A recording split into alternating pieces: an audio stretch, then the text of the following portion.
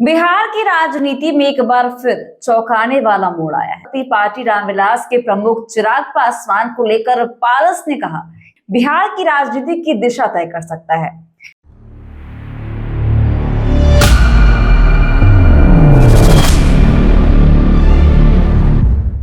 नमस्कार, watch news देख रहे हैं आप और मैं हूं आपके साथ तान्या सिंह।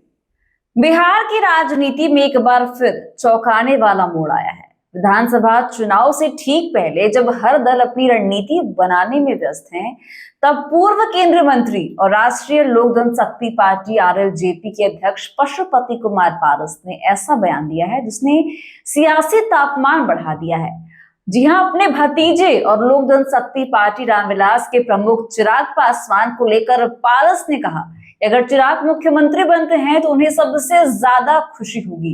ये बयान केवल पारिवारिक भावना का प्रदर्शन नहीं बल्कि उस राजनीतिक समीकरण की झलक भी देता है जो आने वाले दिनों में बिहार की राजनीति की दिशा तय कर सकता है। दरअसल 2024 के लोकसभा चुनाव में आरएलजेपी का प्रदर्शन बेहद खराब रहा। पार्टी एक भी सीट जीतने में नाकाम रही। इससे नाराज होकर पशुपति पारस ने एनडीए से नाता तोड़ लिया और महागठबंधन का हाथ थाम लिया। लेकिन अब चुनावी माहौल गरमाने लगा है। पारस का यह बयान संकेत भी दे रहा है कि राजनीतिक दूरियां चाहे कितनी भी गहरी क्यों ना हो, परिवार और भावनाओं का रिश्ता पूरी तरह खत्म नहीं हुआ है। पशुपति पारस ने प्रेस वार्ता के दौरान एक ये भी संकेत दे दिया है कि चिराग मेरे भतीजे हैं, परिवार का हिस्सा है और अगर परिवार का कोई सदस्य मुख्यमंत्री बनता है तो उससे बड़ी खुशी मुझे नहीं हो सकती।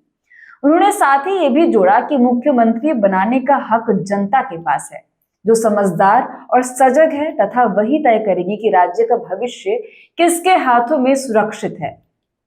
देखिए, रामविलास पासवान के निधन के बाद लोक जनशक्ति पार्टी दो हिस्सों में बंट गई थी। एक तरफ पशुपति पारस ने पार्टी के अधिकांश सांसदों को साथ लिया और आरएलजेपी बनाई, जबकि दूसरी ओर चिराग पासवान अकेले रह गए। उस दौर में पारस और चिराग के रिश्ते इतने बिगड़ गए थे कि पारस ने चिराग पासवान को अपना खून मानने से भी इनकार कर दिया था। लेकिन राजनीति में परिस्थितियां हमेशा एक जैसी नहीं रहती। वक्त बदला, समीकरण बदले और अब ऐसा लगता है कि पारिवारिक कड़वाहट के बीच भी कुछ नरमी लौट आई है। वहीं चिराग पासवान लगातार राजनीतिक रूप से मजबूत होते गए, जबकि पारस धीरे धीरे हाशिए पर जाते दिखे। एनडीए में उपेक्षा महसूस करने के बाद पशुपति पारस ने महागठबंधन का दामन थामा और तेजस्वी यादव के नेतृत्व को स्वीकार किया। महागठबंधन के अधिकांश दल पहले ही तेजस्वी को मुख्यमंत्री पद के दावेदार के रूप में प्रोजेक्ट कर चुके हैं और तेजस्वी यादव खुद भी इस दिशा में सक्रिय हैं। ऐसे में पशुपति पारस का चिराग पासवान के पक्ष में बयान देना राजनीतिक तराजू को झकझोर सकता है, क्योंकि सवाल ये है कि ये न केवल महागठबंधन की अंदरूनी रणनीति पर सवाल खड़ा कर रहा है, बल्कि ये भी संकेत देता है कि बिहार की राजनीति में अभी भी कई अप्रत्याशित गठजोड़ देखने को मिल सकते हैं। कुल मिलाकर बिहार चुनाव से पहले पशुपति पारस का यह बयान सिर्फ परिवार की एकता का संकेत नहीं बल्कि आने वाले चुनावी समीकरणों की संभावित दिशा का पूर्वाभास भी है।